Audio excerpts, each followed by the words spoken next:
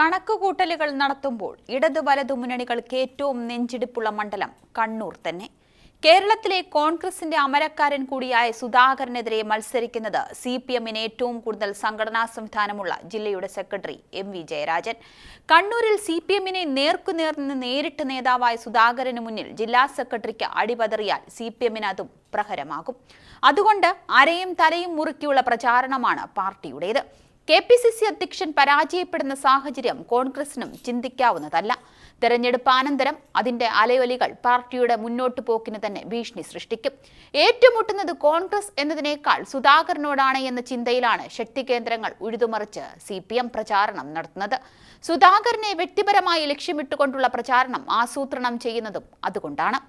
RSS ശാഖയ്ക്ക് കാവൽ നിന്നതടക്കമുള്ള സുധാകരന്റെ പ്രതികരണങ്ങൾ മുഖ്യ വിഷയമാക്കുന്നു. കണ്ണൂരിൽ CPM ശക്തി നിയമസഭാ തെരഞ്ഞെടുപ്പുകളിൽ പ്രകടമാണ്.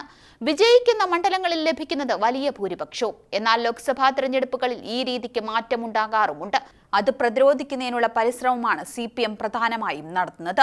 പ്രചാരണത്തിൽ LDF മുന്നിലാണെന്നതാണ് വാസ്തവം. നേതാവിന്റെ വലിപ്പം നിർണായകമാകുന്ന മണ്ഡലമാണ് കണ്ണൂർ. AKGയും CK ചന്ദ്രപ്പനും എല്ലാ മണ്ഡലത്തെ പ്രതിനിധാനം ചെയ്തവരാണ്. പക്ഷേ 1984 മുതൽ 5 തവണ മണ്ഡലത്തെ കൂടെ നിർത്തിയത് മുല്ലപ്പള്ളി രാമചന്ദ്രനാണ്.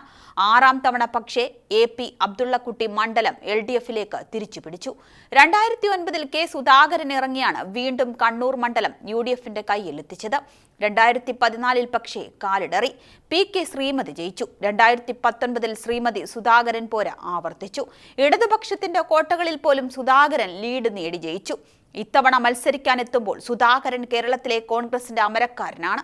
മണ്ഡലത്തിന്റെ മുക്കും മൂലയും അറിയാമെന്നതാണ് MV ജയരാജന്റെ കരുത്ത്. അതിനാൽ ഫലം പ്രവചനാതീതമാണ്. പൗരത്വ നിയമവും ദേശീയ രാഷ്ട്രീയവും ഉയർത്തിപ്പിടിച്ചാണ് LDFന്റെ പ്രചാരണം. K സുധാകരൻ MP ഫണ്ട് കാര്യമായി ഉപയോഗിച്ചില്ല എന്നതും മുഖ്യ പ്രചാരണ വിഷയമാണ്. പരമാവധി സ്ഥലങ്ങളിൽ നേരിട്ടെത്തിയാണ് പ്രചാരണം. CPM-ന് പാർട്ടി ഗ്രാമങ്ങളുള്ളതുപോലെ കോൺഗ്രസിനും വലിയ സ്വാധീനമുള്ള സ്ഥലങ്ങളുണ്ട്. കണ്ണൂരിലെ കുടിയേറ്റ മലയോര മേഖലകളിൽ ശക്തമായ സ്വാധീനം പരമാവധി പ്രയോജനപ്പെടുത്താനാണ് കോൺഗ്രസ് ശ്രമിക്കുന്നത്. വന്യമൃഗശല്യവും റബ്ബർ വിലയിടവും തൊഴിലില്ലായ്മയും അക്രമ രാഷ്ട്രീയവുമാണ് കോൺഗ്രസ് ആയുധമാക്കുന്നത്. കോൺഗ്രസ് വിട്ട് BJPയിൽ ചേർന്ന C രഘുനാഥാണ് LDA സ്ഥാനാർത്ഥി. RSSന് പല മേഖലകളിലും ശക്തമായ സ്വാധീനവുമുണ്ട്. UDFിലെ അസംതൃപ്ത വോട്ടുകാർ അടക്കം പരമാവധി വോട്ടുകൾ നേടി കണ്ണൂരിൽ ശക്തി തെളിയിക്കുക എന്നതാണ് BJPയുടെ ലക്ഷ്യം. സംസ്ഥാന സർക്കാരിനെതിരായ വിമർശനങ്ങൾ ഊന്നിയാണ് UDFന്റെ പ്രചാരണം.